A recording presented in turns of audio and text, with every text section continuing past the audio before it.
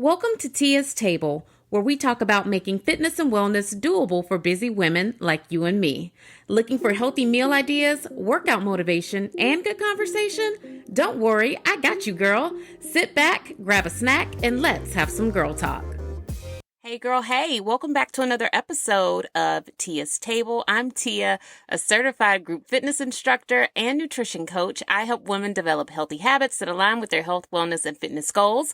If you or someone you know is interested in living a healthier lifestyle, you can find out about all of the goodness that I do in my habit coaching app by emailing me at tiavfitness@gmail.com.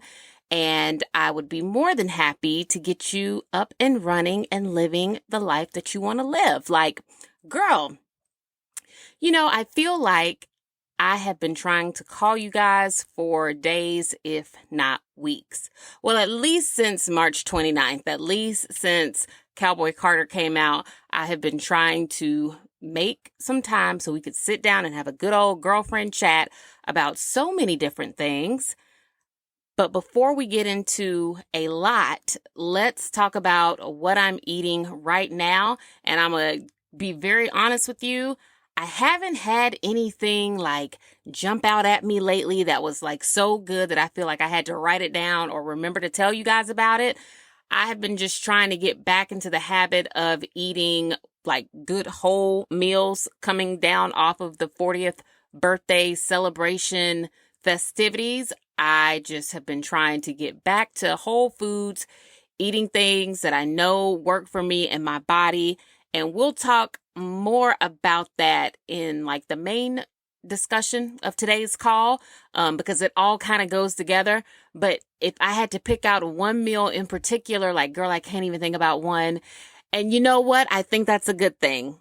Because normally, if the food bores me, that means I'm eating all of the right things. The only thing that I can truly even think to share with you guys is not even like a healthy thing, but I'll share it because it was good. While my kids were on spring break, my youngest child wanted to bake a cake with me, like as an activity for spring break. And so he picked out a chocolate cake with vanilla icing. That's what he wanted to make. So we made the exact same like chocolate cake recipe I make for like people's birthdays and all that stuff. That cake comes out perfect every time. It's in a cookbook. And I'll link the cookbook in the description box of this episode because I can't think of the name of the cookbook right now.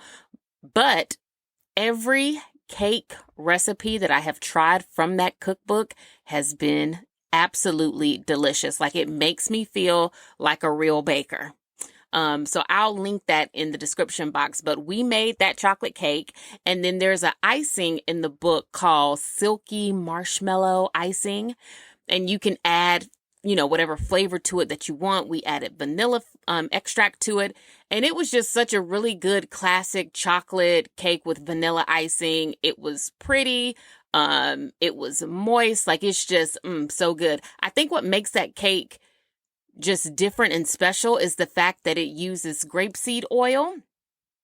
And that taught me something. So when I was making pancakes for them one day during spring break, I was like, you know what? I'm going to add some grapeseed oil to this pancake batter and see, like what that does. And those pancakes were magnificent. I mean, I already put Crisco in the pancake batter and we do crispy edges in this house. Like we're cast iron skillet pancake people.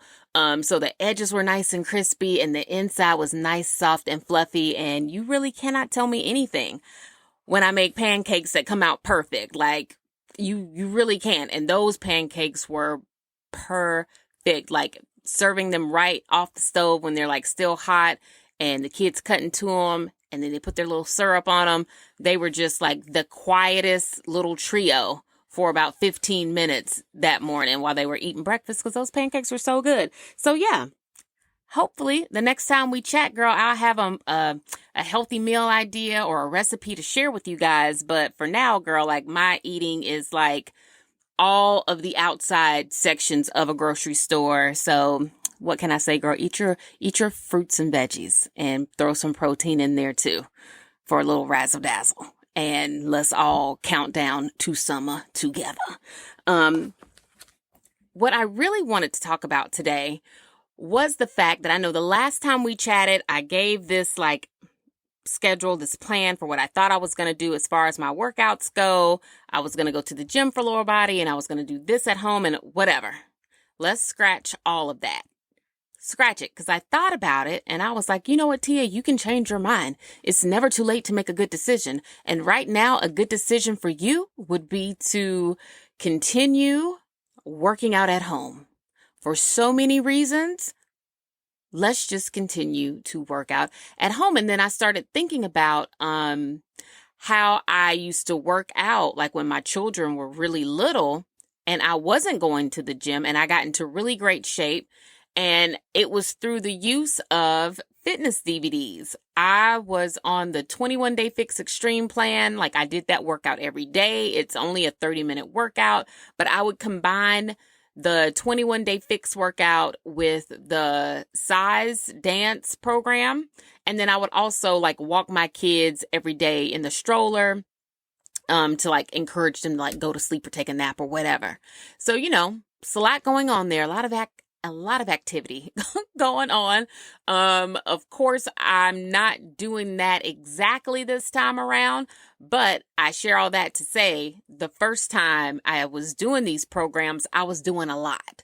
And I was younger then too, right? So let's put that out there. But I thought it would be fun to do a little experiment this month and see what results I would get from doing that program again, at 40 years old, with a slight change in some of the things. Of course, I don't have little babies to push in a stroller anymore, but I do have a treadmill and I am training for the Peachtree Road Race that's on Independence Day. So I'm getting extra cardio in a lot of different ways. I have access to more fitness equipment here in my house now. So let's see what we can get from a month of working out at home, utilizing the stuff that we have already bought, right? So I collected all of the DVDs that I could find, which was all of them. I found my 21-day fix extreme. I found my size. I found some old Jeanette Jenkins DVDs, the one she has with Kelly Rowland and her bikini boot camp. I found a trampoline fitness DVD that came with my trampoline. And I think that's it. Did I find a Bosu ball workout? No, I don't think I found that. But so I found all these DVDs, but I didn't have a DVD player. So of course I was going to just order one on Amazon, but I'm like, ooh, no, because that's going to take time to get here, at least up to 2 days, right? And I'm the type of person that when I'm in it, I got to stay in it. I gotta go ahead and see it through while the momentum is there. So I was like, let me look around and see who has a DVD player that's, fairly inexpensive that I can just go buy. That way, if any of these DVDs end up not even working because they're super old, they're old. If they're not working anymore, that way I didn't lose a lot of money on this DVD player, or I could just take the DVD player back to the store, right? So, I end up finding a DVD player on Walmart's app for $24 or $22, I think. I did a pickup order for it. It was ready the same day. I pick it up, I come home. We already had an extra TV in the basement and a little TV stand. Shout out to those of us that make Goodwill piles, but we don't take the stuff to Goodwill because, girl, I got to shop my own little thrift store down in the basement and I had everything I needed to make this whole April challenge work for me. So I set up the TV and the DVD player over in the section of the basement that I use for my gym, and I've been doing the workouts, and girl, let me tell you, they are not easy. I don't remember them being easy the first time I did the program either, but they feel especially hard, which is interesting to me because you would think someone that was spending close to 2 hours in the gym 4 to 5 times a week would be able to breeze through these DVD workouts, and that's not the case. And I think that's because the DVD workouts are a completely different animal. When you work out at the gym, you walk from machine to machine. You rest between breaks. in my opinion, you're moving at a much slower pace than you do on these DVD workouts. And well, yes, there is a certain like hit element to the format of the classes on the DVD, but I also think that the exercises themselves, like the individual exercises, target your body in a way that the machines at the gym are unable to. And that's mainly because every exercise ends up being a total body exercise, right? When you're at the gym, you're sitting on a machine or you're using a machine and it's targeting a specific part of your body. And maybe the other half of your body is not doing any work. Like you're engaging your core, but your legs are like chilling, right? On these DVD workouts, like you're using your legs, your arms, you're engaging your core, like you are using every part of your body to get through that 30 minutes. And while they do give you breaks in between exercises, the breaks are very short. Maybe less than 30 seconds. And they keep it going. So if you don't, keep up with them, you'll end up missing part of like the next exercise if you take a longer break than what they do on the screen. Now, obviously, yes, you could pause a DVD and take as much time as you need, but because I'm trying to get the most out of this whole month, I haven't been doing that, which I really haven't even needed to. I tell myself for 30 minutes, like, girl, you can do anything for 30 minutes. So let's buckle down and do this. And it has not been like easy. Like I have been sweating, which is not something I can say I used to do in the gym. Even I would have to do like cardio, like serious cardio in order to get like a really good sweat in the gym.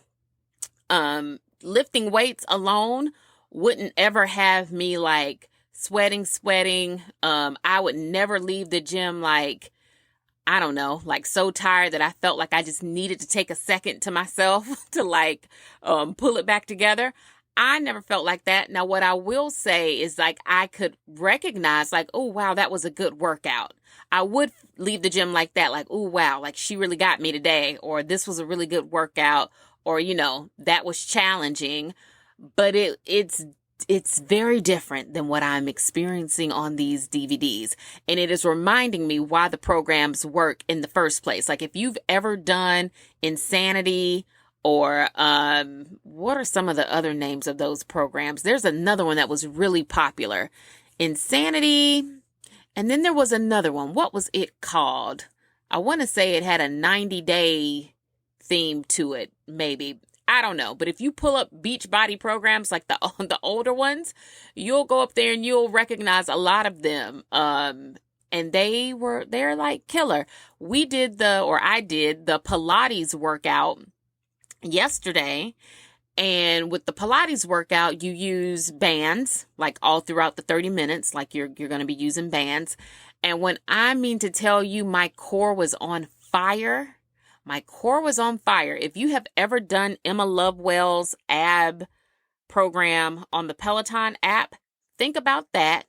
Imagine if it was 30 minutes long, and then imagine if it was taken up a few notches on the intensity level. Like imagine doing it with bands and imagine it being nonstop for 30 minutes. Because on the Pilates day, we really didn't get many breaks with that. There was rest time in between exercises, but you kind of had to use the rest time to set yourself up for the next exercise because she's demonstrating it and you're like trying to figure out how to retie your band and like how to get your body in position so that you can work out along with the group on the DVD. And it has been very, very eye-opening so far. And I'm not even deep into my little experiment yet. And I feel like I'm already being reminded of so much. Now, if you do know anything about the 21-Day Fix Extreme program, then you're probably also familiar with the containers. And you don't even have to be familiar with Beachbody to know about this because they were selling these containers everywhere at one point. The little color-coded food containers that were supposed to help us with portion control. I'm pretty sure they still sell them like in Walmart, Walgreens, and CVS. They definitely have them on Amazon. And I'll put a link to those in the description box too. I wasn't gonna do the containers at first. I did a poll on Instagram to see like what people would want to see. And I wasn't going to do the containers at initially because I'm like, I know so much more about nutrition now. I could pretty much just eat my same plan that I have been eating and just use the workouts from this and let's see where we are. But then the more I thought about it, like the fitness nerd in me was like, but you know what, Tia? What if we got the containers and then we compared what we would normally eat to what the containers would have you eat to see which plan gives you more food and which plan comes in at more of a caloric deficit? Because I think that's like, girl, that's important to know. And so far, which I'm only like a couple days into this, right? But so far, what I do believe our conclusion on this particular experiment is going to be is that eating with the containers definitely brings you in like under what your caloric intake might be now. So you're in a greater calorie deficit using the containers. But with that being said, and this is based on the way I personally was eating. This is not based on the way you, listener, you like girlfriend, hey girl, hey, might be eating, but the way that I had been eating based on what my personal trainer had me doing. I'm comparing it to that. I'm getting way more food now. And I think that that alone has made me very happy that I decided to do this. Because based on how I was eating before, like we've talked about this, I was doing like the 9-ounce plate thing sometimes. I was trying to get all my macros in, trying to hit that calorie count every day. My previous calorie goal every day was like in the 1800s. And based on the Beachbody math, they have me coming in like in the 1500s, right? Now, the way that they break it down with the Beachbody nutrition plan is they put everybody in a range. So from 1500 to like 1800, you get the same amount of containers. So even if I was going to keep eating my 1800 calories a day, I would still be getting the same amount of containers based on the Beachbody math, right? The difference is when I was trying to eat 1800 calories a day, I was trying to do that by any means necessary. When I was trying to get in all of my protein every day and I was trying to get in all my carbs every day and I was trying to stay under my fats every day, I was trying to do that by, of course, eating all the whole foods and the delicious meals that I share on Instagram and I talk to you guys about here.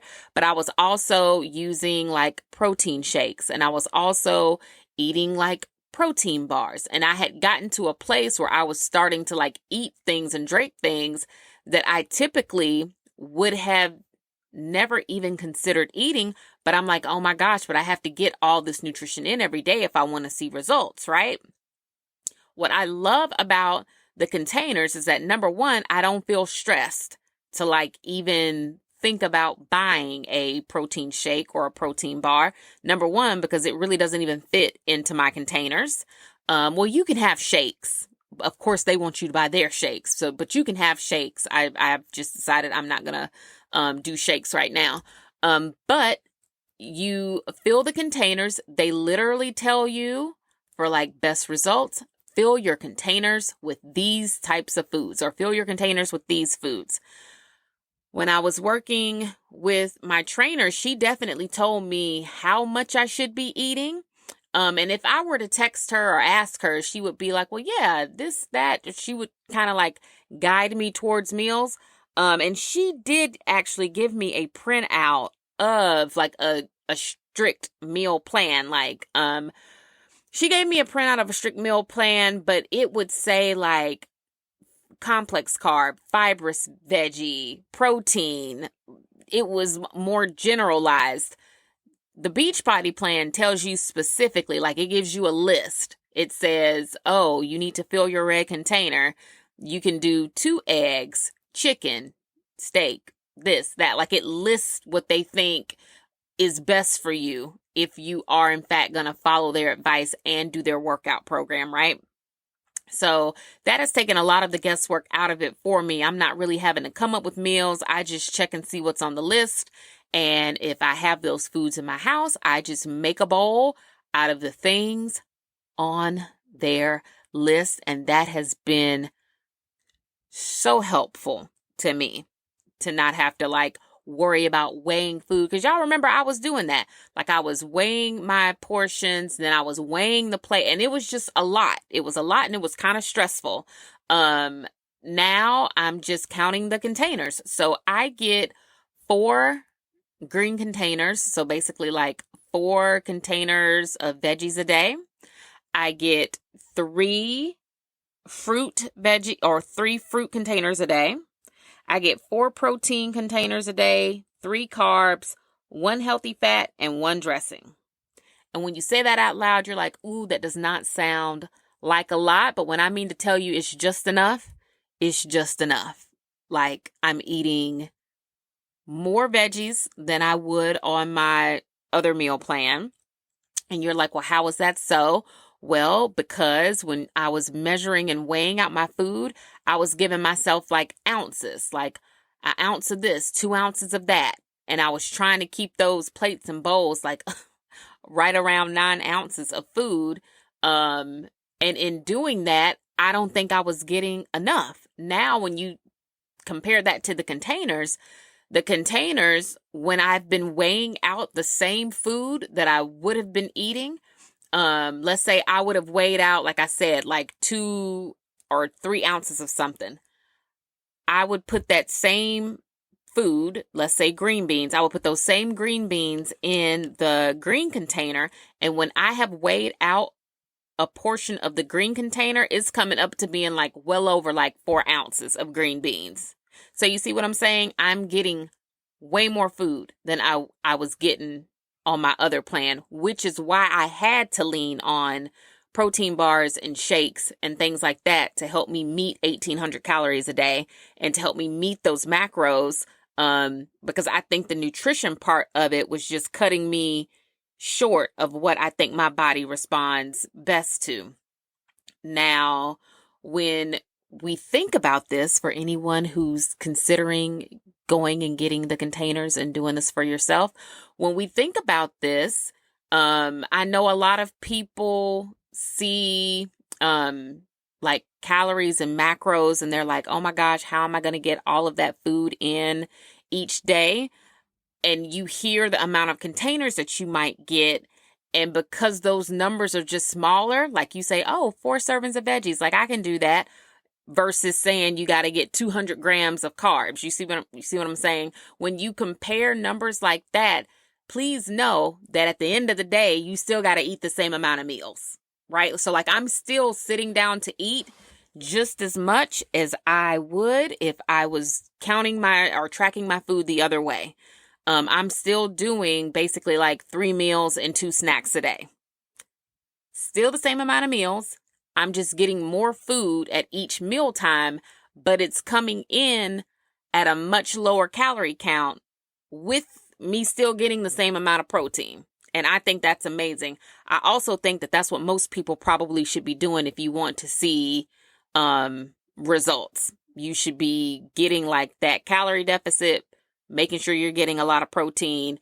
And if you're working out, you should be moving closer towards where you want to be. And I also like now that I'm doing this and I'm comparing like one nutrition plan to the next, I also think that maybe that's why when I was working with my trainer, maybe this is why I didn't truly see all of the results that I was hoping for, because I think she just had me at a higher calorie count. Like I don't think I was in a caloric deficit. I think I was eating for the training that I was doing, meaning she was fueling my body for the training that she knew she had planned for me so that I could develop muscle. Like I was definitely on an eating plan that had me developing muscle. And I definitely did that. Like when I go back and I look at all my printouts from the scale at the gym, I gained muscle on every single printout. So her plan definitely worked for what her goal was for me. However, that meal plan or that training plan, however you want to word it, didn't have me in enough of a caloric deficit to also burn the maximum amount of fat that I think I could have burned in a year's time. Right? So I was building muscle while also burning fat, albeit very slowly. Right? Which is fine because, we like a slow and steady. They say slow and steady wins the race. I have definitely said that. And I think when we're talking about developing habits that we want to maintain over a lifetime, slow and steady definitely wins that race, right? Creating a new lifestyle, slow and steady is the way to go. But if we're keeping it a buck, like if I'm going to be completely honest with you, if I think about the fact that I spent $4,000 and I think about Demetria from Ratchet and Respectable, how she says, what does she say? American US dollars or De Niro's or whatever she says. If you listen to her podcast, she says it really cute. But when I think about the fact that I spent $4,000 on personal training last year, I feel as if I would have liked to have been on a nutrition plan that would have allowed me to burn maybe a little bit more fat, right? And I follow this guy on TikTok, and we're going to get back to my experiment, but I just wanted to share this. I follow this guy on TikTok. He's a trainer, right? Me and him basically have the same job, but he's a personal trainer. I'm a group fitness instructor. Those are two different things. And don't you ever let anybody tell you any different, but he's a personal trainer. And he was talking about how with his clients, he takes them through phases of training. And he said phase number 1 is burning fat, that he does not attempt to do the burn fat while building muscle at the same time thing, because he said it's discouraging to people. He was like, people have a really hard time grasping that concept because most people need to feel that level of success. They need to see the win on the scale to keep them like engaged in training. And so he talks about, oh my gosh, you guys won't even believe what happened. Like I have literally been sitting here talking to y'all and it wasn't even recording. So like, I don't know what happened. I almost feel like, like when you're on the phone with somebody and they hit the mute button, but like they're still talking and like you can't hear them.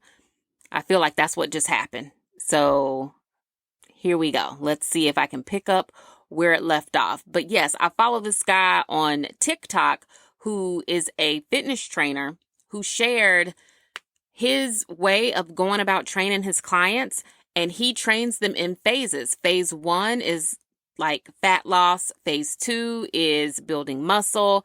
And then phase 3 is maintenance. And he believes that when you train people in that way, it is a more enjoyable experience because clients get to feel success like pretty soon in their journey. And he feels like that keeps people very engaged. And as I was watching him talk about it, I was like, you know what? I can get behind this. I can get behind it because when you do a body recomp, it is low and slow. Like you are building muscle while simultaneously burning fat. And because of that, there are moments or there will be times where you're going to weigh yourself and you're not going to see any movement on the scale, right? You will feel as if you're doing all of this stuff and it is for nothing, because that is how I felt. And I'm not going to lie to you, that does not put you in the best of moods, especially when you remind yourself that you are actually paying for this, right? So you do want to at least feel like you're getting really good results in somewhat of a timely manner. And it is my guess, if I would even go back to using like science fair words, it is my hypothesis that doing this 21-day fix extreme home workout plan is going to do that for me. Like, I think I'm going to burn more fat and then I'll work on sculpting and toning and all of that, like maybe in like the month of May. I just want to see what I get from following this meal plan. Now, because my phone had me on mute when I was talking, I can't even remember if we just if we discussed this or not, because I was just talking, and it wasn't being recorded. But I think the benefit of doing this program as opposed to the gym workouts that I was doing before is that because I'm not stressing myself out over like weighing the food and picking the food and like all of that, that alone has already made this a more enjoyable experience for me. So if I do experience, whatever fat loss I might get from doing it, that's going to be like icing on the cake for me, because I already feel like a sense of ease and a sense of calm that I can't say that I had going to the gym. And that probably has a lot to do with the fact that when I was going to the gym, like, first of all, you have to physically get there, then you got to go home, and that was eating up a lot of my time during the day. So I'm thinking that whatever results I get physically from this, it'll be, like I said, just like it's going to be like the silky marshmallow vanilla icing that me and my baby made to go on our little fitness cake, because the way that Beachbody lays it out, and I kind of guess I had forgotten about this too, is that they make the nutrition part of it so easy. They tell you how many containers you can eat in a day. They tell you exactly what to put in them. And when I have compared those containers to what I would have been eating on my own, I'm getting way more food, but in less calories. But I'm still getting like my macros in too. So, I mean, it's been great. If you have ever thought about revisiting some of your old fitness DVDs, because I know when I was sharing this on Instagram, people were messaging me and was like, girl, I got that DVD, or I got that DVD, or I remember doing that years ago, or whatever. And a lot of y'all still had these DVDs. Girl, dust them DVDs off. I don't know if you have a DVD player, but go down to Walmart, get you one, do a pickup order like I did, get you that $24 DVD player, and let's see where these home workouts take us, because I'm starting to recall how good they were and why they work. I really am. And it's been just incredibly like enlightening so far. So what I'm going to do is I'm going to do the 21-day fix extreme. It's 30 minutes, 7 days a week, right? The Peachtree Road Race training that I'm doing through the Nike Run Club app already has rest days like built into it, right? So I'll do that program the way they have it laid out. On the rest days, I'm going to do either dance fitness or like a trampoline workout, or I'll use my bike or my tread. I really do need to use my bike more often. Like, even if I only do it for like a warm up or a cool down, because I remember when I had to have that Peloton, but then I got the treadmill and I was just like, ooh, sorry, girl. Like, I wanted to go with that treadmill anyway, but I couldn't do it when I wanted to. So I got the bike, and now that I have it, like, I don't use the bike nearly almost at all. As soon as I got that treadmill, it was kind of over for the bike. But I do need to use it, right? Because it's sitting down there. So that is my goal, to at least use the bike for like warm-ups, and maybe use the treadmill for cool downs, because I love doing a good walk to kind of like bring me back down. And to just make sure I'm using all of the equipment that's down there, because I pretty much have almost everything you can imagine. An ab roller. I have the Pilates bar with the bands. I have a Bosu ball. I have dumbbells. I do need to get some 10-pound weights, but I have dumbbells. I have racked weight, for crying out loud. Like, I can bench press and I could squat like racked weight if I wanted to.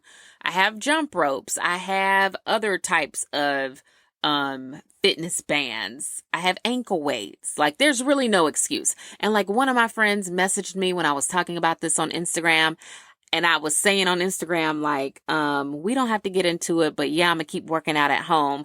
She messaged me and she said, oh, I'm gonna say what you don't want to say up here. She was like, and what you don't want to say is you got all that stuff at home. You got all that stuff at home and you could be working out at home. Like, there's no reason for you to be going over there. And I'm like, yeah, you're right. You're right. I don't need to be going over there. So I'm just going to continue working out at home until I feel like being in the gym again. So follow along for my fitness experiment. We will see how I end up at the end of the month. Hopefully, we will be able to see some significant change. Now, I decided to track this progress with photos, right? I should weigh. I'm not too late in the game to like weigh myself. So maybe I'll weigh myself tomorrow morning when I wake up and do it that way too. You know how I feel about the scale though. But yeah, maybe I should do that because I think that's easier for most people to at least hear me talk about. If I say, oh, I weighed this on this date and now I weigh this on this date, people will be like, oh, okay, so she had real change versus looking at pictures of me. So yes, I already did photos and I did photos on my actual day one. I will weigh myself tomorrow and see what I weigh and we'll go from there with whatever that weight is. We'll weigh ourselves at the end of the 21 days. I know it's crazy to say, but in the time that this wasn't recording me when I was talking, I cannot even remember what I was saying to you guys. And I hope it wasn't something that was helpful, beneficial, and or important because I honestly cannot remember because I do like a outline for our calls, but like it's not scripted, girl. So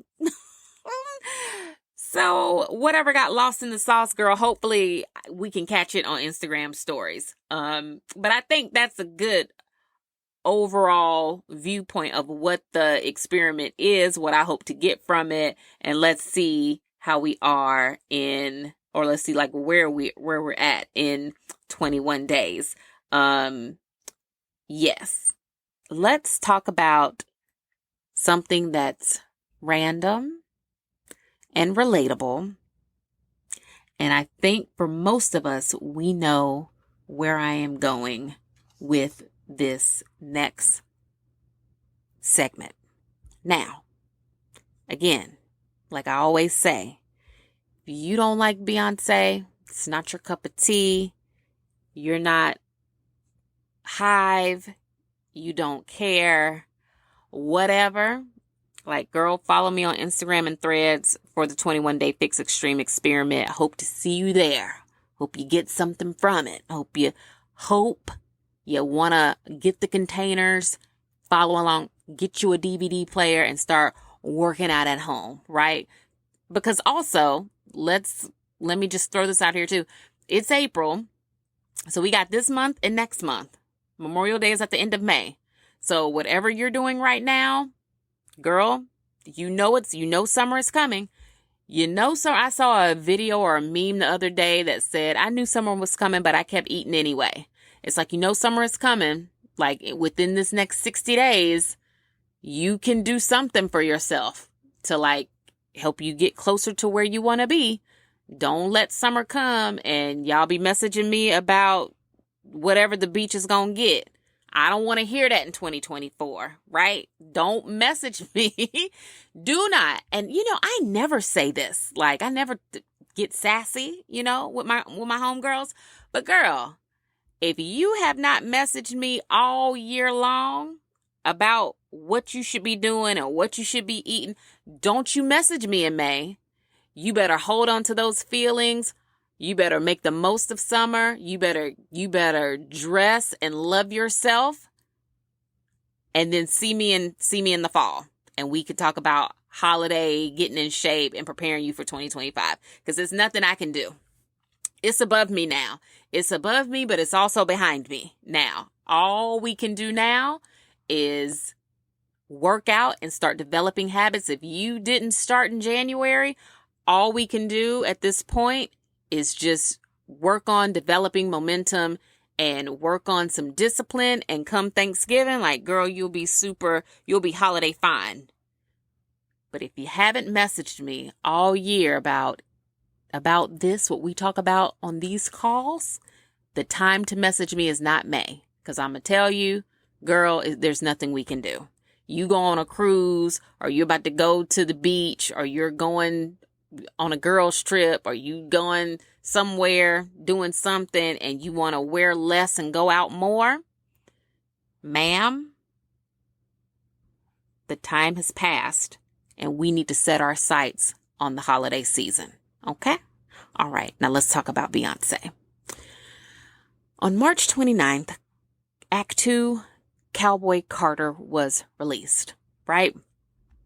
And, we all knew it was going to be a country album because of 16 Carriages and Texas Hold'em. Now, Beyonce fans that have been like Hive since Crazy in Love, the single, Dangerously in Love, the album, right? Album number 1.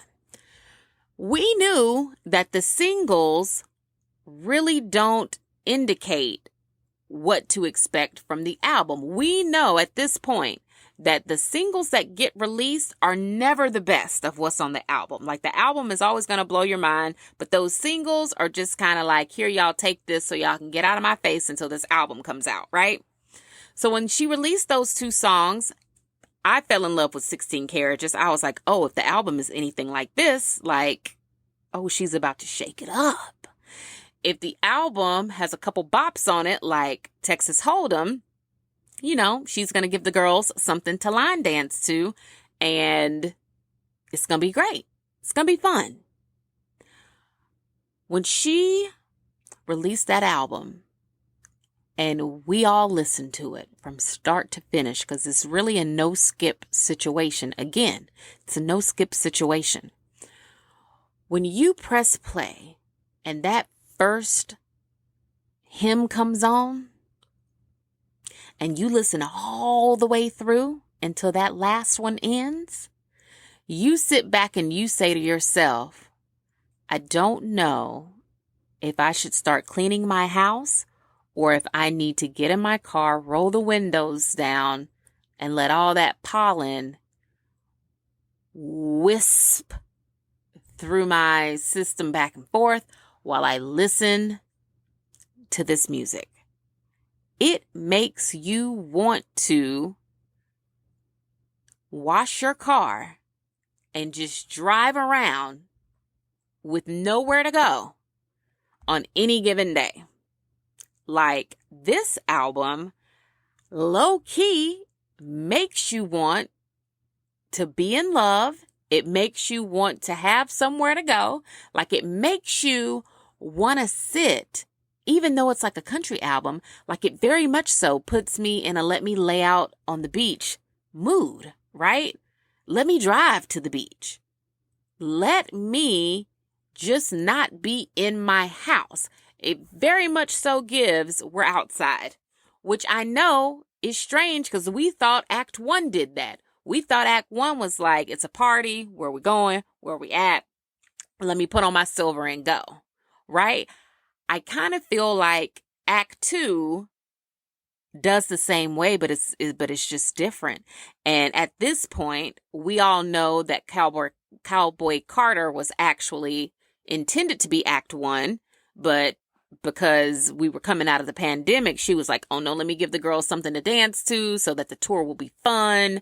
So we'll go ahead and put Renaissance out first, and we'll hit them with that country album after the tour, right? And I almost want to say that I am so glad it ended up working out that way. I'm so glad we got to party and have fun and do all of the things. And then she kind of hit us with, I'm going to slow you down just a little bit without bringing you to a complete full stop. Because the first half of the album is definitely like a groove. It's like slow. It definitely gives you those country vibes without being like country, but it definitely gives you country vibes. And then the second half of that album is literally Beyonce, which is why she said this ain't a country album. It's a Beyonce album because she does everything on it. It really does give, let me show you all of my talent in one album. in the same way that she did on Lemonade. Now, I don't remember her singing opera on Lemonade. I would have to go back and listen. Somebody can check me if I'm wrong, but I don't remember opera being on Lemonade. It may have been maybe in some background vocals because we know how she likes to do that. But I don't remember it being as up in your face as it is on Daughter on Cowboy Carter. So on this album, of course, she's going to give you your crossover bops like Levi Jeans, right? Like Two Most Wanted. I see those being the crossover fun girls that everybody will play on the radio. Ya Ya definitely gives that fun party dance Beyonce vibe, right? You get the more R&B, and this is just my opinion. You don't have to agree with this. But I feel like Bodyguard definitely gives, more of a grown-up R&B vibe that has the guitar in it. So, it kind of gives country, but really you could hear that on an R&B, grown radio station. And I don't think you would bat an eye about it, right? So she gives that. She still raps. She still raps on Spaghetti. She still raps like she rapped on the country album because she says she ain't no regular singer. So she still is going to rap, right? So she has done R&B. She has given you the crossover pop songs. She has rapped. She does opera. And then at the end, she does Beyonce, where it's just explicit lyrics over dope beats. And it's just really, is this what we're doing? Is this what we're talking about? Because one thing we know for sure is that girl loves her husband. And the other thing we know is that they're going to have a time in a back seat. If you go back and listen to Self-Titled, Partition, a backseat jam. Yes, absolutely. If you go back and listen to Renaissance, pick a song. I don't know, Virgo's Groove, Heated, all of them. It's pure. That girl and that man, they love. I wonder who their driver is. I'm sure his salary is probably very good because the shenanigans that appear to go on in the back seat of their vehicles, we've never seen anything leak. There's never been any footage or any photos of any of it. But based on what this woman sings about, Desert Eagle, they have a time. They have a time. Now, if we're going to go, I don't really want to do track for track. If you listen to the Read podcast, Crystal does an amazing job of breaking down what she feels you get from each song on the album. And I'm not going to go through track for track. I'm just going to mention some of my favorite parts of this masterpiece, and let's chat about that. I really love that she had the girls come in on Blackbird. When she released 16 Carriages and Texas Hold'em, and we were absolutely certain that the next theme was country. I know I, along with literally everybody else, started looking up who all the other Black country singers were so we become familiar with everybody and not necessarily only focus on Beyonce. And through that, we got to learn about Tanner Adele. We got to learn about Raina Roberts, Brittany Spencer, and lots of other people. I made a country playlist on my phone with everyone else's music. Willie Jones, he was one of the singers that I found about in doing my search and just becoming familiar with more people's music. So when I saw that they were on the album and that they were on Blackbird, that made me so happy, especially for Tanner, because she appears to be she's Hive. She was at Renaissance. She cried.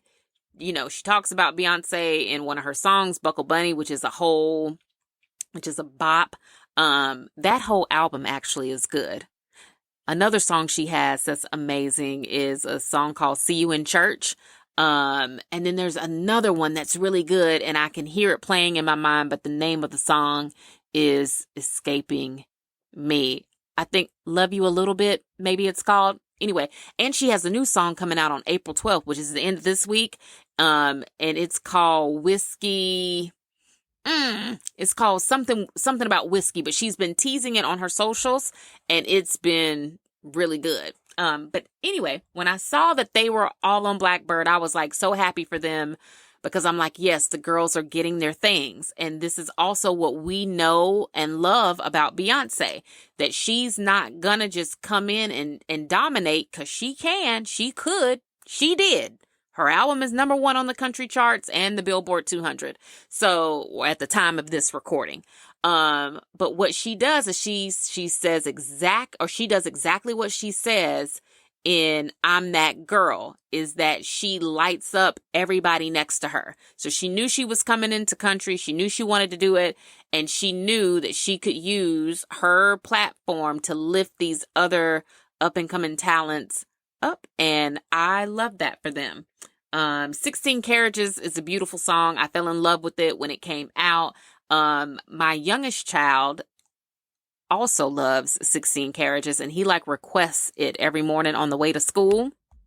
So I hear 16 Carriages at least once a day, if not way more than that, because I've just been listening to the album on repeat.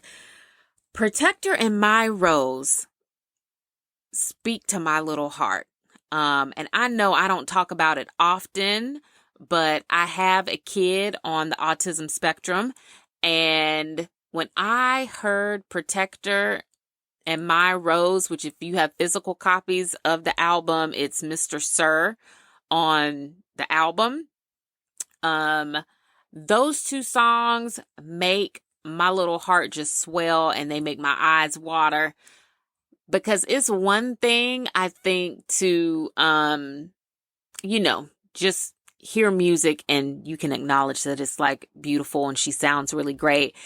But it's quite a different thing to be able to relate to the lyrics when it's about something as heartfelt and as sensitive as the topics in those two songs. When you have a kid that you know is always going to need not only your level of protection, but just somebody's level of protection, I think those two songs will just hit you in a completely different way, because that's something I think about almost every day. Almost every day, I think about the fact that, it is a tall order having a kid who needs you and relies on you in that way. And then it's a completely different thing to know, one day I'm not going to be here. And so then who will his protector be? And raising your kids. And I think that's why it was so special to me that she did include Rumi on that song. Because what I got from that is that, of course, yes, Beyonce, she is her children's protector, right? And their projector, because she talks about that, or she sings about that, how one day they are going to have to go out on their own. So she sings about that. And what I get from it is that, yes, she's fulfilling that role for the three of them right now. But at some point it will be their jobs to protect each other. And then it goes into My Rose, or Mr. Sir, where it talks about him being like a beautiful rose, and every rose still has thorns, right? And that she hopes that he can see past his own thorns to see how beautiful and lovely he is. And that is another thing that I think about all the time. I'm like, I hope my son doesn't see his quirks or the things that make him different. I hope he never sees them as flaws, and I hope he always sees them as just part of who he is. Because literally every rose, every person, has different things about us all that makes us all quirky and different. And he's no different than that. So, yeah, those two songs really do just pull at my heartstrings so much. Then, we have Texas Hold'em, a bop. goes into Bodyguard. Bodyguard is where she gets me in my car wanting to do 60 down somebody's good old highway. With my little windows rolled down, with my hair blowing in the wind. And we're going to talk about my hair before this call is over. With my hair blowing in the wind. Love that Dolly Parton kind of does the intro for Jolene. Love that Jolene is a different spin on the song. And when she says, I raised that man, I raised his kids, I said, oh. I said, oh, Jay-Z, she wasn't through with you yet. Like, we thought you were going to get a pass. We thought she said she had everything to say on Lemonade. But no, what she is saying is now she got him together on Lemonade. She got him together because you always, what I'm going to do is I'm going to make sure I take this issue up with my man first. And that's what she did on Lemonade. Coming on over here to Cowboy Carter. Now she is addressing all of y'all that be trying to get with her husband. And she said, try me if you want to. Try me if you want to, because you don't want to. You need to go find something else to do with your time. You need to go find something else to do, something better to do, something that would serve you a lot better than messing with him right here. Because I'm going to stand by that man, and he's going to stand by me. So for the Jolenes of the world, hopefully y'all are listening, because it don't sound like she giving too much grace after this. After this, it sounds like the goons will be ready, because she always sings about her goons too. It sound like they gonna be ready. So, or at the least bit, we know her sister is down for whatever. Please leave that man alone. I am urging all of you who see an opportunity. There is no opportunity there. There is no opportunity there. Please stop, because the way that I am a fan of her and her music, I just want the best for her. So the best for her. And it sounds like y'all have pushed her to the limit, to a place where she has decided she not going to be able to look away no more. She's giving y'all all of the grace that she plans to give. She's not giving out anymore. Please leave that man alone.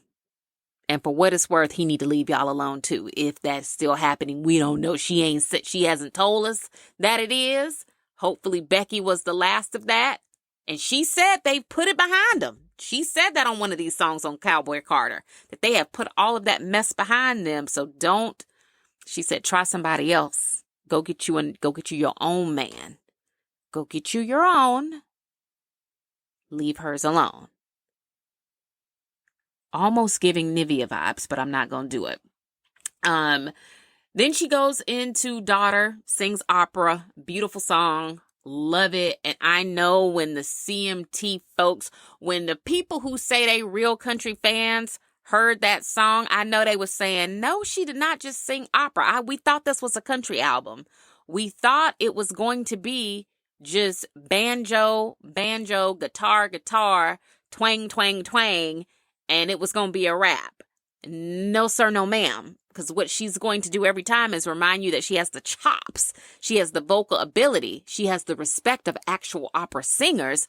So she's going to do what y'all just can't do, and that's do it all. So when she sang opera, I know somebody was sitting there seething like they were dying on the inside. They were like, oh my gosh. And when I heard Daughter, I said to myself, well, now there you go. We're not going to win Album of the Year now, Miss Lady. We're never going to get it now, because when you're too good, you know they're not going to give it to you. Yeah, not that we need it. We don't even need the recognition. Like she said, we're going to take it on the chin and keep it pushing. But I'm like, girl, when you do what they can't do, that's when you know that we're no acknowledgement. No acknowledgement, because you keep doing what they can't do, and you do it well. Like it comes off so authentic and genuine, like you're not trying to be something that you're not. Right?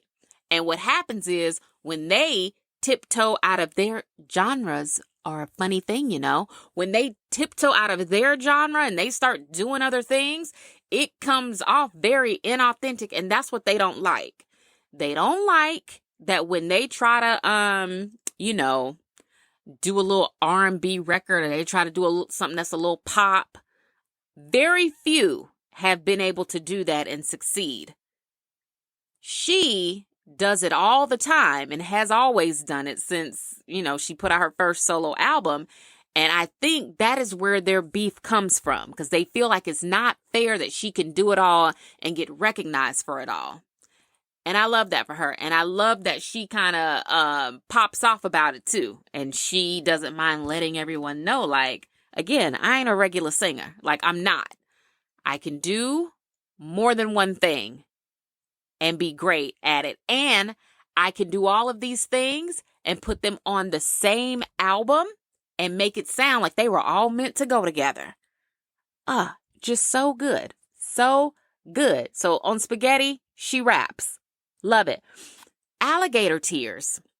Now, when I heard Alligator Tears, and even now when I do, and I've been listening to what other people think songs are about and all of that, when I heard Alligator Tears, what I took from it was, is that not about white woman tears?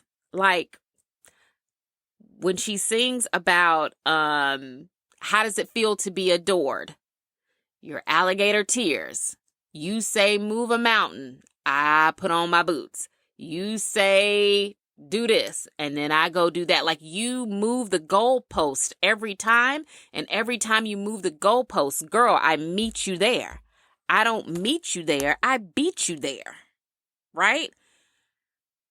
But then you cry about it when I end up being good at it. That's what I got from Alligator Tears. You listen to it for yourself. You see what you feel about it. And I think that's the other thing about this album that's been so fun. It's just like reading all the different interpretations of the lyrics and the songs and all of that. But when I hear Alligator Tears, that's who I think she wrote that song for. She wrote that song for all of the white girls that are going to be in their feelings about her making this album. Because every time you say that I can't do something, or every time you say, well, you got to do this, or you got to, and I think all of us have experienced that at some point in our life. They say, oh yeah, you're great, but this is what we're looking for, or you got to have this, or we want you to do that. And you're like, oh, okay, so now I'm gonna go do that. I'm gonna go do this, or I'm gonna meet your level of expectation every time. Then when I meet your expectation, you still say it's not enough, or you want to cry about it because I met your expectation and I did better than you. So, how is that my problem? How is that my problem? So you can take you and your alligator tears somewhere else. And a lot of people that I've been like listening to or reading things about, they were talking about the use of alligator versus crocodile. And I feel like growing up in the South, I know I definitely heard both, like alligator tears and crocodile tears. I heard them both growing up. So that, I don't think there's any like hidden messaging there. Yeah, I don't think that there is. Okay, then we get into Just for Fun with Willie Jones. He sounds amazing. Two Most Wanted with Miley and Beyonce. Miley sounds great. I know some people were saying that they would have liked to see someone else sing on that song with her, but I think what she did with Two Most Wanted and with Levi Jeans is that she took people who have been accepted and embraced by different genres of music, and she put them on her country album to say like, hey, y'all let Miley sing everything from country to, Miley had that little Pimp C. Isn't that who she made music with for a moment? Pimp, like she really tried to do what Gwen Stefani did, like how she went through all those different eras of just singing everything. But, to Miley's credit, whether we like the appropriating or not, she was successful at it. Like, if we're going to keep it a buck, the songs were not bad. We just didn't like that she had like Bantu knots and was doing the most, just sing the songs. You don't have to do all that extra. You really don't. So I think that was her, that was her way of saying, like, if y'all let them do it, why y'all can't let me do it? Why y'all gonna have a problem with me doing this when these two people, Post Malone literally raps. Now, I'm also be honest with you guys. I had never heard a Post Malone song until Levi Jeans. If I ever heard his music, I didn't know it was him, and I'm sure it wasn't on purpose. They were probably playing it through some speakers at either like a restaurant or a store. So I don't really know any Post Malone songs. This is my first introduction to him, and I like him as a country singer, but based on what I've been reading online, he used to rap, or he raps. Y'all been listening to him rap. I would have to look him up in Apple Music and see what his rap songs sound like. But people are like, yay, she got him back into his country bag. And I'm like, oh, this boy don't sing country like already. He doesn't.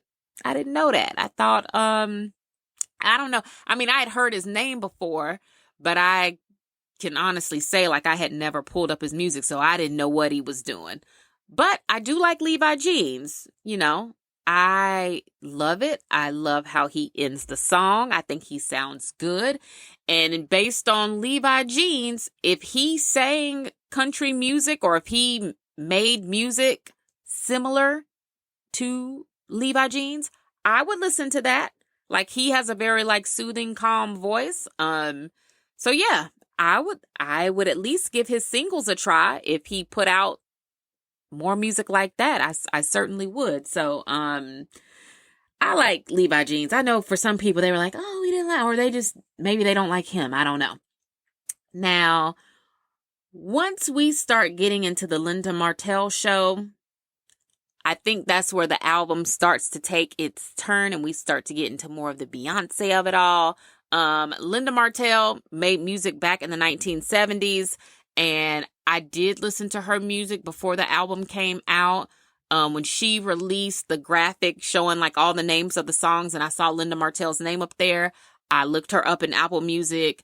I think if you look her up in Apple Music, there's only one album up there. I played the one album and it was also no skips. Like, she has a song. My two favorites were like The Wedding Cake and a song she has about San Francisco. No skips. Very soothing to listen to. Give it a listen if you haven't already. But when Yaya comes in and you get like all the Tina Turner feels, that makes me just want to get up and do all of the dancing. I, like most people, love Tina Turner down. But what I also get from this album, as you move through like Yaya, then you get into Desert Eagle and you start to hear more of like the funk come out in like the bass to me. And I know the albums came out backwards. Like, I know that. But what I hear from Renaissance and Cowboy Carter is her preparing us for Act 3. And a lot of people are like, oh, Act 3 is definitely going to be rock and roll. It's definitely going to be something like that. What I think, based on what we've heard so far, what I think we're going to get from Act 3 is like a funk, like a, the sound of artists like Prince, which you can hear Prince all throughout Cowboy Carter. But I think we're going to hear like more of her Prince influence, more of that Rick James influence, more of like the Tina Turner of it all. I think she's going to go deep into like the way bands sounded in like the 70s and 80s. I think she's going to take us there, but it's going to be like a Beyonce rock and roll spin to it. So I'm excited for Act 3. If, in fact, these first two albums are any indicator of what we can expect. Now, some people are like, oh, no, Act 3 is going to be like a gospel album. But I'm like, we don't have to reclaim gospel. We never lost it. Now, I do know that some of these new non-denominational churches have moved towards, and even black churches have moved towards having like the praise and worship team, like it's rare to go to a church now and they still got a real gospel choir up there wearing robes with altos, tenors, and sopranos all singing their parts and then coming in together, and they got choreography and like the way we grew up going to church. I know that is very rare to see now, and you get a lot of the what I like to call lullabies for Jesus when you go to church now. And it's nothing wrong with the Jesus lullaby. I'm not knocking it. I'm not knocking you guys. What is that? The Hillsong. I'm not knocking the Hillsong love songs for Jesus. But what I'm saying is nothing beats like a Mississippi Mass Choir. You are not going to beat John P. Key and the New Community Choir. Like you're not going to beat it. You're not going to beat Kirk Franklin and the Family. You're not going to beat Hezekiah Walker and his choir. You're not going to beat Fred Hammond. I almost said the other person from the Black Panther Party. You're not going to beat him. You're not going to beat a good Donnie McClurkin. We fall down, but we get up. For a Savior's just a sinner who fell down and got back up. You're not going to beat any of the old school gospel music. You can at me. If you want to fight me, that's fine. Like, girl, I will drop my pen because I'm willing to argue that all day long. Like, we never lost gospel music. I just feel like gospel music is going through like a phase, right? And even with some of the new people that are out, like, what's his name? Ty Tribbett. We hear some of these new, like, emerging gospel artists making new gospel music, but I'ma just go out there and say the message still might be the same, which is a good thing, but I kind of feel like the delivery just doesn't give what it used to. And I guess really at the end of the day, it's all about the message, right? It's all about the message. But also, I mean, really, you ain't heard nothing better than Order My Steps, have you? I know you haven't. Order My Steps. You have not heard anything better. You have not heard anything better than Silver and Gold. Silver and Gold. I'd rather have Jesus. You ain't heard nothing as good as that. Back in the day, gospel music was just so good. And I, for one, would love to see it get back to like that old school clapping, foot stomping, harmonious, just mood shifting music of like the 90s. Y'all remember when Melodies from Heaven came off? And I know I've gotten really far away from Beyonce, but I'm gonna bring it back. Y'all remember when Melodies from Heaven came out? Please. Kirk Franklin was in his bag. I mean, he stays there, but you know, nothing is better. So I don't see her making a gospel album because where did gospel music even go? Like, it didn't go anywhere. I feel like we have still been able to like stake our claim on that. No one does it better. No, others will try. Their songs might be more popular. Their songs might cross over, and you might be singing Hillsong in your very black church, right? But we didn't lose gospel music. I really do feel like the next thing we're gonna hear from her is like a funkadelic rock and roll. She might do a song with Lenny Kravitz. She might do something with Bootsy Collins, right? Because she covered a Bootsy Collins song on Dangerously in Love. I'd Rather Be With You. It's a song on her first album. It's so good. It's one of my favorites. I could see her working with him on the upcoming album. So, you know, we never know.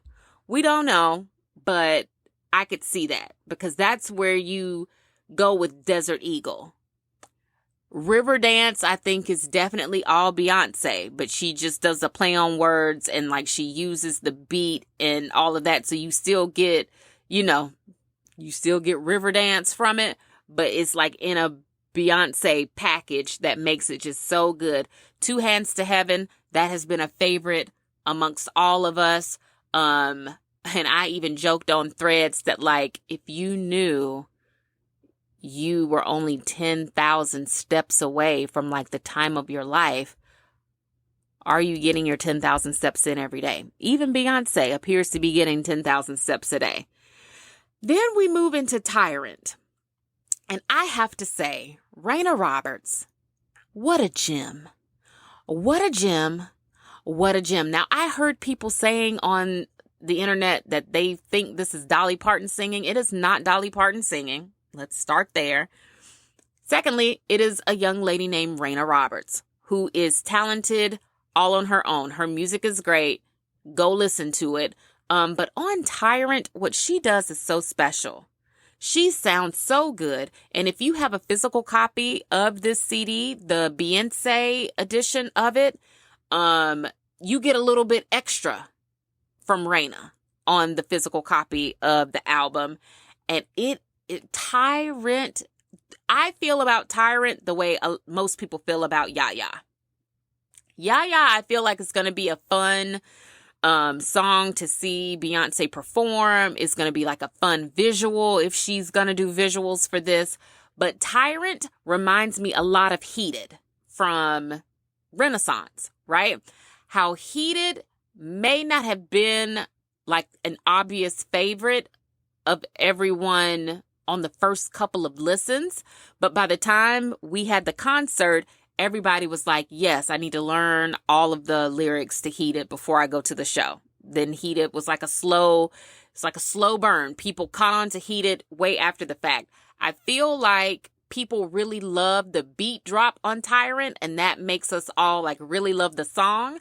But I feel like it's going to grow in popularity as people continue to listen to it.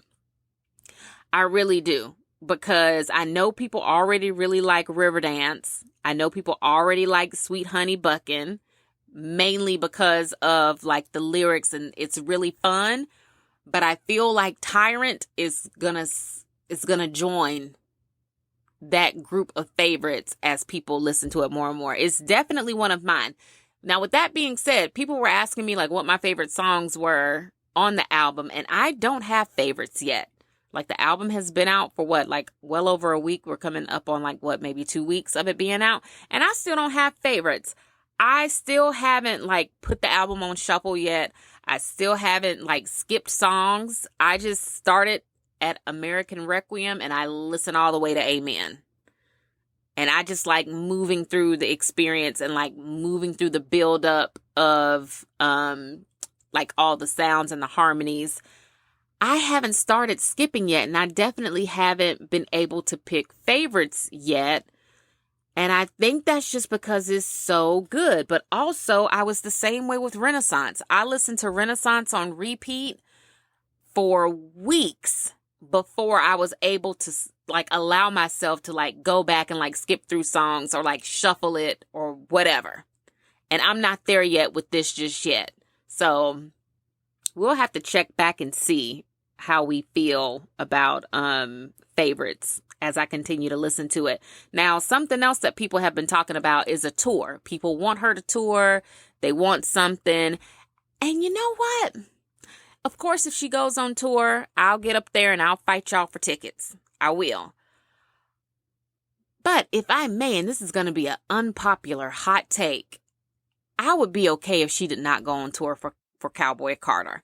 Mainly because I feel like, for the most part, we all would not get the same show. And I know people be in their feelings about that. I went to night 1 and 2 when she was here in Atlanta. And each show was different, but at least they were all the same songs, right? Night 3, she added in All Up in Your Mind and Thick, and they got extra songs. And I would be lying if I said that didn't have me a little something. I was definitely in my feelings about that, because I'm dang, they got extra songs that we did not get. I feel like that would be the case if Cowboy Carter goes on tour. And I say that because she would, not that she would have to, but in order for us to really get Cowboy Carter the way that we have experienced it up until this point, all of these people would have to go on tour with her. Like Miley Cyrus would have to be on tour with her for the whole tour. And sure, that's something that's not impossible. I'm sure she would go on tour with Beyonce if Beyonce asked her to, like who wouldn't? But I also think that it's just not going to happen. Like Post Malone, because these are the songs we're all going to want to see. If Cowboy Carter goes on tour, you're going to want to see Too Most Wanted, or you're going to want to see that live. You're going to want to see Levi's Jeans. You're going to want to see Blackbird, right? And of course, if Beyonce were to sing all of Blackbird by herself, would we hate it? No. Would we think it was really cool and dope if like the girls were up there? Yes. So see, that's something that I would feel like the Nashville show would get. The Nashville show would get like all of the girls on Blackbird. The young man that sings with her on Jolene, you would get him. You would get Willie Jones on Just for Fun. You would probably get Miley and Post Malone on those songs if you were to go to like the Nashville show or like the LA show. Maybe the New York show would get it. Houston would definitely get those. And I mean, I don't know. I'm here in Atlanta, and I feel like Atlanta could go either way. Like, maybe she could get them to come to Atlanta, or maybe she would have them come to Atlanta. Maybe she wouldn't. You know, who's to say that we would? So I feel like certain cities would definitely be a toss-up, or some cities just wouldn't get it. And I know that would have y'all in an uproar. Like, it would have y'all in an uproar. Also, I feel like the main reason she went on tour with Renaissance was so that she could go ahead and get it out of the way. Like at the end of the day, that lady got 3 kids. And while she and I live completely different lives, I too have 3 children. And I could not imagine spending multiple summers back to back, bouncing all over the world, managing all of that. And of course, we know she has help. But at the end of the day, like, you're still a mom. Like, you're still thinking about, well, where are they? I hope they're okay. You know, so-and-so wanted me to read them a book, but I got to go out here and sing Levi Jeans with this man. Like, I feel like it sounds like a lot, but then again, maybe it just sounds like a lot to me. And that's why I'm not a world widely celebrated entertainer. Maybe that's why I'm not, because I could not even fathom doing that 2 summers in a row. Now, you could probably get me for 1. And maybe what we'll see with Cowboy Carter is that a tour will be announced maybe as we come up to the Grammys, right? Maybe after the Super Bowl, or I don't know, maybe sometime around the holiday season. Who knows? If she's gonna announce a tour, the album would sit, like we would listen to the album and we would let it, just like with Renaissance. You know, we had the album had been out for a year. She announced a tour and we all went to see the tour like that summer. So maybe we're talking about a tour in 2025. I don't see us going on a tour in 2024. For crying out loud, it is already April. So yeah, she would have to announce it, and it would have to start like, I don't know, like in the fall. Like I feel like the turnaround time is too much, unless it is already planned and we're just waiting for her to announce it, which is not outside the realm of possibility. I just don't see her doing that based on this particular piece of work. Because it's other people on this album. Like, it's not just her. Now, Renaissance, can you tour that up and down, left and right, all around the world, the same song? Yes, you can. Because she's the only one on that album, right? She doesn't have to rely on anybody else. It's just her. So as long as she's feeling good, she's healthy, and she's strong, and, you know, everything's going fine with her family, she is able to be accountable for herself. When you start having people on your songs and then you want to tour with them, you got to hope all them people having a good day. You got to hope all of those people are in good health, that nothing is going on in their personal lives that would keep them from calling in sick to work. And I don't know. Like, I would be okay if instead of a tour, we got a Cowboy Carter, like, Act 2 documentary of sorts. Like, we got the making of the album. We possibly got some visuals. Now, that I can see her doing. I can see her doing like like another movie, and it just being visuals for each song, kind of like she did with Self-Titled, but then you weave in like the documentary pieces that kind of talk about the making of the album. That I can see. I could see that all day, and I could see her putting it on like Netflix or Disney Plus and being like, here you go, you guys, have at it. Go ahead and watch this, because these are the visuals for Cowboy Carter. You were the visual for Renaissance. These are the visuals for Cowboy Carter. And the reason I say that is because typically she does do some type of visuals for her album. And if Cowboy Carter was supposed to come out first, then I can see where she has recorded, like she's made and filmed visuals for this album. And all she would need to do is go back and like film something with the songs that were added to the album after the original version of it were over. Because like rumor has it is that she went back and she added songs to it, which is why if you have a physical copy of the album, you know that you don't get all the songs on the physical copy as you do on the version of the album that everybody has been streaming. It's less songs. So I could see that. I could see them going back, recording some or filming some additional visuals, editing that, because y'all know she liked to edit, editing that on her MacBook, and then uploading it to Netflix or Disney Plus and being like, here you guys go. And as a fan, I think I would almost appreciate that more than I would a tour. Because number one, I could watch it over and over again, kind of like we did Coachella. We could watch it over and over again. And anytime we get a behind the scenes look or like a more intimate look at her work process, her thought process, and her bringing an idea to life, like I'm always happy to see that. If she goes on tour, yes, we will all buy tickets. We will all get outfits and we'll all go, but you only get to live that experience once, as much as your phone can record. And then how many times do y'all go back and really watch them videos? I know you don't do it often. So you can only live the concert once, or unless you go to multiple shows.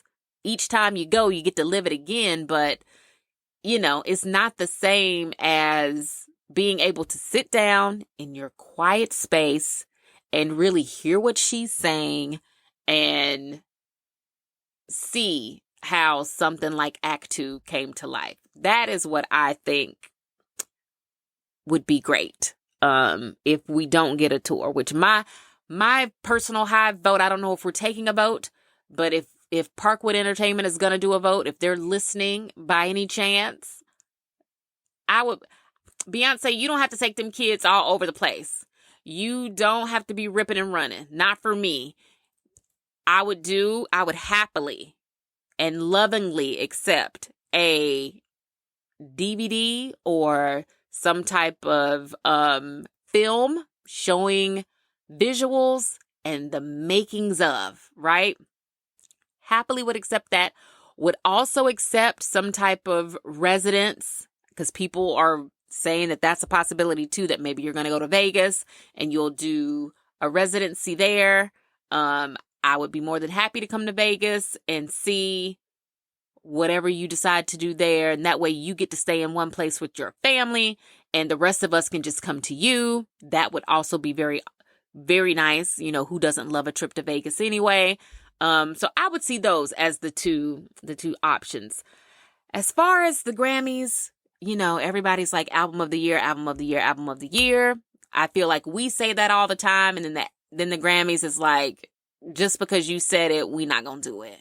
But I don't think she even looks for album of the year anymore. She has rapped about that a few times, like that she really could care less about the Grammys and who they give Grammys out to, which I guess is easy to say when you've won more of them than anybody else.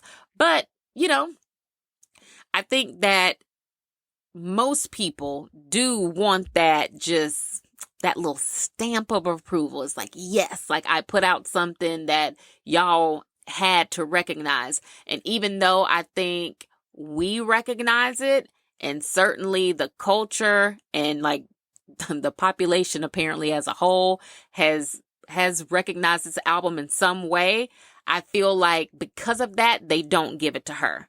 And not that I want to bring any other singers into this, but if we could for a moment talk about the impact of this album on pop culture and how I personally don't see how people can keep making comparisons between her and anybody else, because I think other people drop music all the time. And I mean anybody. I'm not even talking about the one girl with the football player boyfriend and the red lipstick. I'm not even talking about her specifically. I'm talking about anybody, name anybody who puts out music, and when they put it out, there are think pieces, there is conversation, there are lots of strong opinions, it's on the news, people are breaking down lyrics,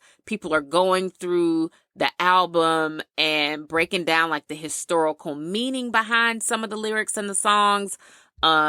Just the conversation that happens around what she puts out, to me, puts her in a league of her own. I feel like when she puts out music, or at least certainly, I would say maybe since self-titled, I feel like her albums have caused a shift. Like on the day that she drops, things just shift, and the focus is on her and what she's saying and the meaning behind what she's saying, right? It's almost like when she makes music, people who are not even Beyonce fans will listen to it at least one time just to see what she's telling us. Do you know what I'm saying? Like they want to know, what is she encouraging them to do? Like, what is she hyping them up about? What is she making them think is possible? What kind of mood is she putting them in? And I cannot say that that happens with any other artist that I know of, man, woman, genres, nothing. Like, I just don't know of anybody that is the case. So when I hear people comparing her to anybody, I'm like, yeah. And I know that particular pop singer, I know she used to sing country, but I think now she's more of like a pop girly. I don't know. I know she has an album coming out this month, and I guarantee you on the day that it comes out, you'll hear about the numbers. Like you'll hear about her being number one, or her being this, or her being that. But you will not hear any thought-provoking conversation about it. You will not hear anybody breaking down what she meant, or what she's trying to encourage people to do, what she's reminding people of. It won't be a shift. It won't be a movement for anybody. And I don't know if that's because her fan base probably is because most of them are privileged, so they don't even see what they can't see, or if it's just because there is nothing there. Maybe her music is just cute grocery store bops. So you take it for what it is. And I don't mean that in a shady way, because let me tell you, if a song off Fearless comes on in the grocery store, like I'm singing along, because that's the only music of hers that I really know. Like I stopped listening after Speak Now, I think. But anyway, yeah, there is no conversation about it. Like it all it is, the numbers, and she's number one, and whatever. Like, we want everybody to see her and acknowledge her. But when Beyonce puts out music, it's kind of like, well, she doesn't deserve to be number one. This isn't a country album. She's not this and she's not that. And she said this on Jolene and she used that curse word. And it's more of, again, it's alligator tears. It's alligator tears because it's like, okay, y'all said I couldn't do country. Now I just did country and I did it better than your favorite country person. Because your favorite country person could never sing opera. She could never rap and do it all on one album, call it country, and it makes sense, right? She could literally never.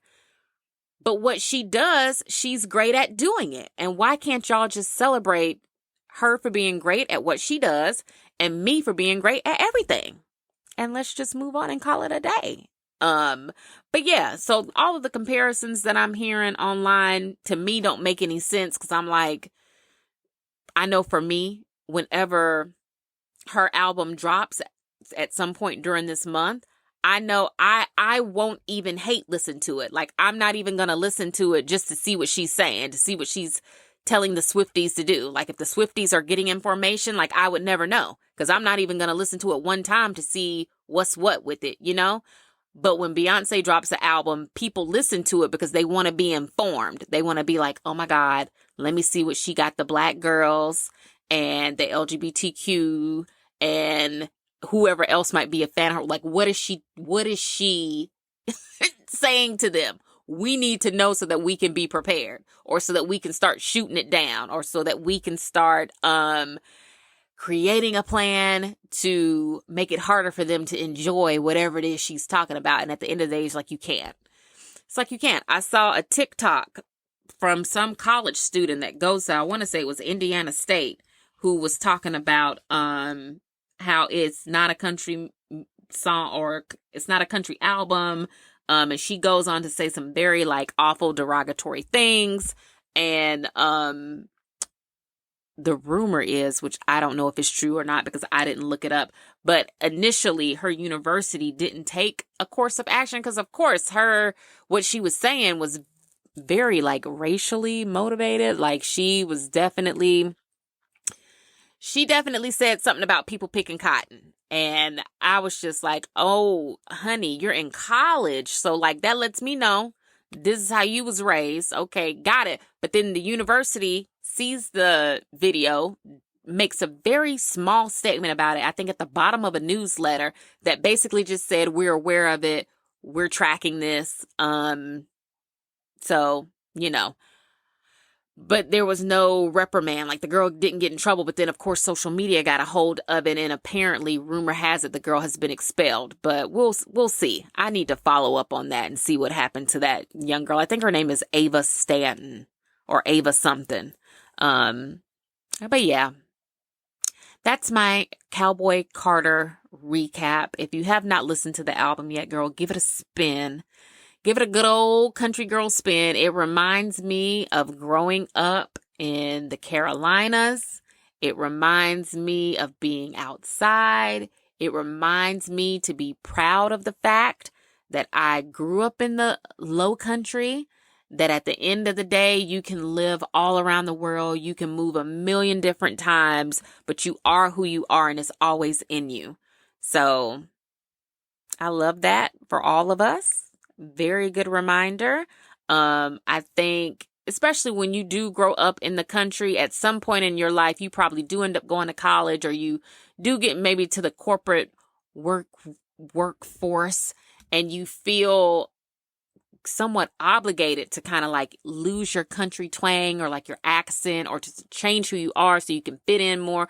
Because for whatever reason, you don't want people to know you're from the country at some point in life, or at least that was my experience. Growing up, I know I was encouraged to like, girl, don't sound so country. Like, don't, you can be from the country without like being very country sounding, right? But as I have gotten older, number one, I feel like it's exhausting to try to, hide the way you sound when you speak. That's number one. And then number two, it's kind of like, if you're not paying my bills, if you are not helping me raise these children, If you are not contributing to my life in any way that changes the trajectory of it in an upward motion, like if my eyes are long, what is it to you? What is it to you? Because I tell you one thing, I am proud to be from where I'm from. I wouldn't change it for the world. And I think Cowboy Carter was a very fresh reminder to always be exactly who you are and not change it for one second. So listen to it, y'all. It's really good. Get your hands on the physical copy if you can, because the physical copy is different. It's got some extra vocals on it, and you will not be disappointed in those extra vocals. So yeah, that's my show for today. I'm sorry that the main discussion, that the edit on it, or that the recording, somewhat got messed up, but just know that whatever they didn't get is nothing you ain't never heard me say before, girl. So just make sure you're eating your food, you're working out, drinking water, getting plenty of sleep, and of course, following my journey as we move through this 21-day Fix Extreme experiment. When you're out, make sure you say something that makes another woman's day. Tell her something nice about herself. Don't compete, don't compare, don't complain. What God has for you is for you. Never knock another woman's hustle. And I will be back with another episode of Tia's Table before you can even get a chance to miss me, girl. Love you, and I'll talk to you soon.